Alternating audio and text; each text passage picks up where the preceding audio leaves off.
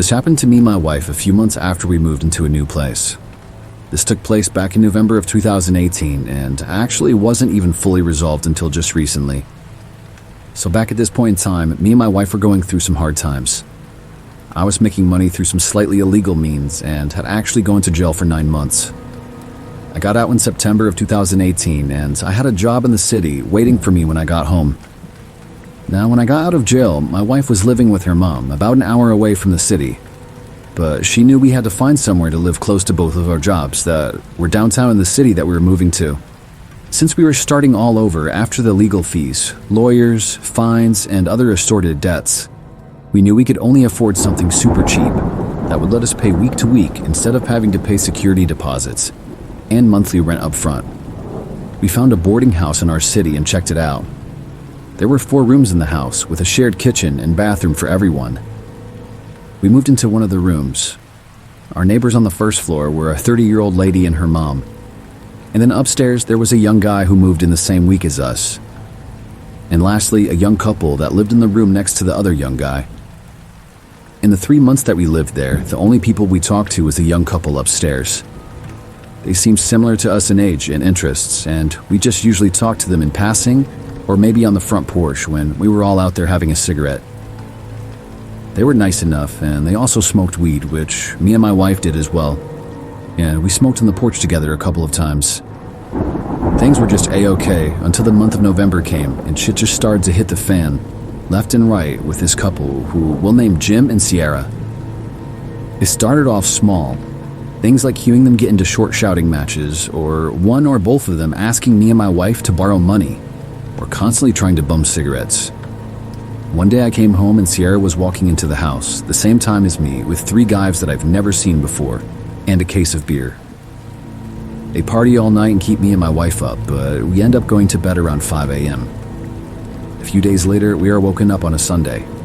Me and my wife's only day off to Jim screaming at Sierra, throwing all of her stuff into their front yard. He was calling her everything in the book you can imagine, and tell her to get out of his life, yada yada yada. They argued for like 3 hours and eventually someone picked Sierra up. We had a week of peace and quiet, but by the next week she was moved back in, and the fights and screaming were constant. Until one night. It was a Tuesday night, the day before my birthday. Me and my wife worked that day and just kind of lounged around after work. My wife and I ended up smoking some weed around 1 a.m. and we put in a movie to giggle at all night. The whole time we were watching this movie, we could hear Jim and Sierra screaming at each other. We could hear them stomping around as they moved around upstairs in the room right above our ceiling.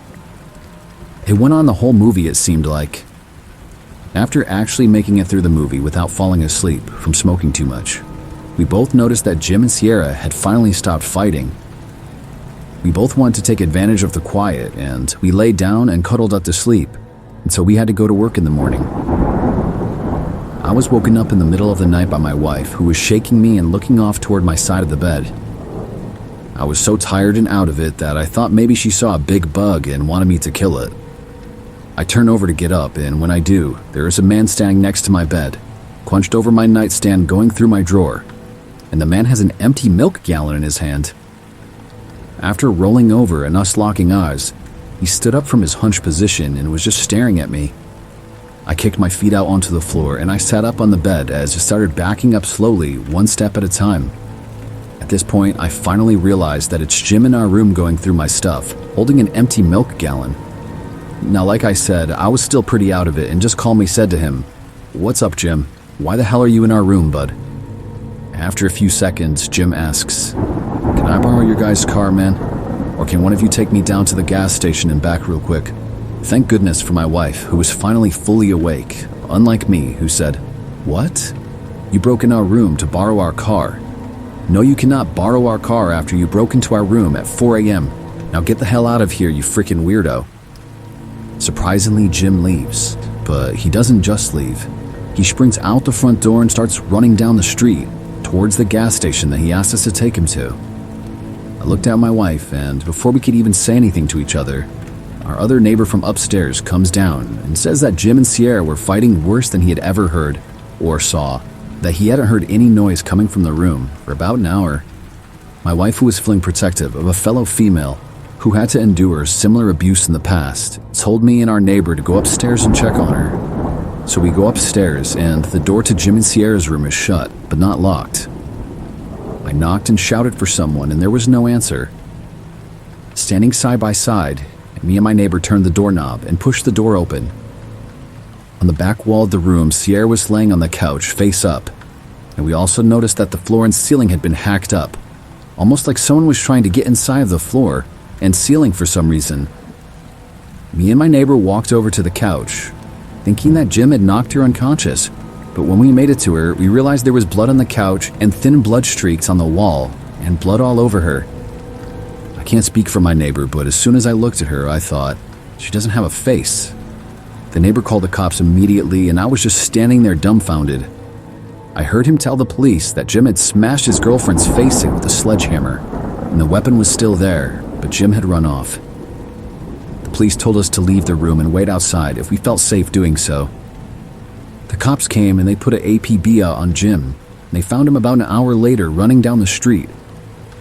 After talking to the cops, they said it looked like Jim was trying to find the gas line in the house, and he probably wanted me to take him to the gas station to get fuel to help him burn down the house with Sierra inside. After all the cops left and everything calmed down, me and my wife looked at each other like, what the hell? We had to call into work the next day because there were 2 news vans out front all morning, and every time we stepped out for a smoke or anything, they were badgering us for an interview. It ended up being a small blip in the news with a short paragraph in the newspaper and a 1-minute segment on the local news channel. But yeah, that's how I was face to face with the murderer, right after he killed his girlfriend in the same house I was in.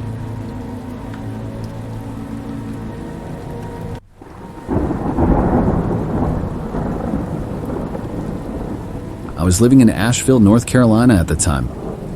I hung out at a local coffee shop all the time. The day I met this guy was just like any other. I went into the shop, ordered my coffee, and sat down to read the local paper when an older man came up to me and asked if he could sit down. I had gone in there to meet new people, and usually I went for the younger guys, but I thought, what the heck? I said yes, and he sat down and started to ask me questions, like where did I work? Where did I live? Did I have any relatives, etc.? Of course, during our talk, I asked him questions, and I found out that he was a traveling salesman who traveled I-40 from Ohio to Asheville. The last question he asked me was how old I was. When I told him, he barely believed me.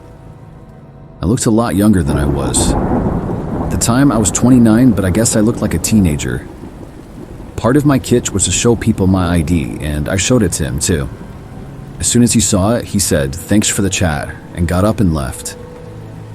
I didn't think anything of it until I got another cup of coffee. The guy behind the coffee bar asked me if the old name was bothering me, and I told him that it wasn't anything I couldn't handle, and I thanked him for his concern. The next night, I went to a strip club with my on-again, off-again boyfriend that had just opened up a town over. My boyfriend asked me if I wanted to strip because someone had offered the manager $500 for me to do it. I didn't really want to, but I was pretty interested to find out who it was that was going to pay me that much to strip. Coincidence or no, it was the same guy from the coffee shop. I was extremely creeped out. He came up to me later on that night and started talking to me about how many people he had killed in Vietnam, especially young women and children. I was really creeped out then and edged away from him, and I found another group of friends to hang out with. I made sure I was never alone. He didn't try anything with me though, he just left. I was kind of freaking out inside, but I really didn't do anything about it. I just went to work the next day like normal, and one of the girls I worked with came up and asked if I'd heard about that girl who had been stabbed in the neck from behind as she came out of one of the bars. The girl went on saying that her dad was a cop, and they were looking for a serial killer who was killing young girls from Ohio to Asheville off of I-40. They weren't sure, but they thought he was an older guy who was probably a traveling salesman. The cops thought he had a thing for women who had my characteristics and were 18 and under. I freaked out and told her about the guy. She called her dad, but I don't know if they didn't believe me or what, but they didn't question me. I really think that the only thing that saved me was the fact that I was much older.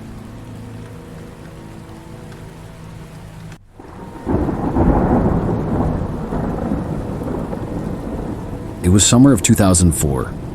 My family was supposed to vacation to Kennebunkport, Maine. My father was stuck in meetings, so he was going to come up from Manhattan a few days after us. My mom wanted to drive up there to Maine before my dad got there, which was super annoying to me at the time, but we didn't have a choice. And my brother, sister, and I loaded into the car and started the drive. I was about 14 at the time. The drive was uneventful, but there were various delays, and we ended up getting there a lot later than originally planned. Because of this, the owners of the house we were renting had turned in for the night, and we weren't able to get a hold of them to get the keys. Sounds like horrible planning, but apparently they were pretty strict about the time frame to pick up the keys. My mom, unfazed, decided she wanted lobster, so we went to one of our favorite spots. She called my dad to see if he could make us reservations at a hotel in Kennebunkport from New York City while we ate. We were enjoying the lobster while a guy came up and started chatting with my mom. I figured it was just a friendly local making conversation. During this, my dad calls my mom, and my mom excuses herself to speak to him. Apparently, all hotels were booked for the night, go figure. Height of vacation season in Kennebunkport. The plan was for us to drive to the nearest town and just find somewhere to stay until we could pick up the keys for our vacation home. Apparently, the local had been listening into my mom's conversation and came back over when she got off the phone. I want to say there was nothing outwardly off about him. He was preppy looking, clean cut, unassuming, and he fit in with the clientele. He told my mom that he had a big home with a big guest house that we were more than welcome to stay at, and that his wife wouldn't mind. Immediately, my reaction was screw that. No way in the world I was staying in a random dude's house in creepy Maine in the dark. No offense to anyone from Maine, but the streets get creepy. My mom, doing her due diligence, determined this guy was legit. Said he was in finance. My mom was an investment banker, and they chatted enough for my mom to determine that he wasn't totally full of it. I called my dad pretty hysterical, but he said I was overreacting and that I need to get out of the city more and accept that sometimes people are just nice. So my brother, sister, and I got into our car and followed him back to his house. The guest house was actually really nice, fully furnished, but the beds were oddly placed. It had 2 bedrooms, and instead of the beds being located in the middle or centered, imagine a symmetrical room layout. They were right under the window in each room. It just seemed out of place to me. Anyway, fast forward, we were all getting ready to go to bed. My mom hears a knock on the door, and it's the guy. He said he just wanted to check to make sure we got settled. Cool, nice thing to do. About 30 minutes later, he comes back to check in again. At this point, my mom was like, thanks, we're good. We'll stop by the house in the morning to say thank you, etc. Okay, so fast forward another 30 or 45 minutes. I can't sleep. I'm feeling terrified. We hear this rustling, which is odd because the guest house was nowhere around trees or even close proximity to bushes that might cause such a noise. At this point, I see my mom wide awake and look up at the window, like motioning towards the window with her eyes. Let me add real quick, none of the windows had curtains. The guy said it was because his wife was in the process of redecorating. When I looked up, there was a male figure just standing. I thought I was going to have a heart attack. I don't know how long he was there for. When he walked away, my mom waited a bit and then told us to get our stuff together. She wasn't messing around. We had my dad on the phone at this point, and he was pretty much flipping out at my mom about something, but I didn't hear what. My mom said she was going to put stuff in the car and to follow her out. This was around 2 a.m. When we got into the car, we pulled around to the front of the main house so we could get the hell out of there. However, when we got to the front, all the lights were off. Not just all the lights, but it looked like no one had been home. Porch light, table lamp, and front windows, like everything black. Also, the 2 cars were gone. The local's car and what we presumed to be his wife's car. After seeing this, my mom at this point, pretty unsettled, said we were leaving and we proceeded to drive to the gate.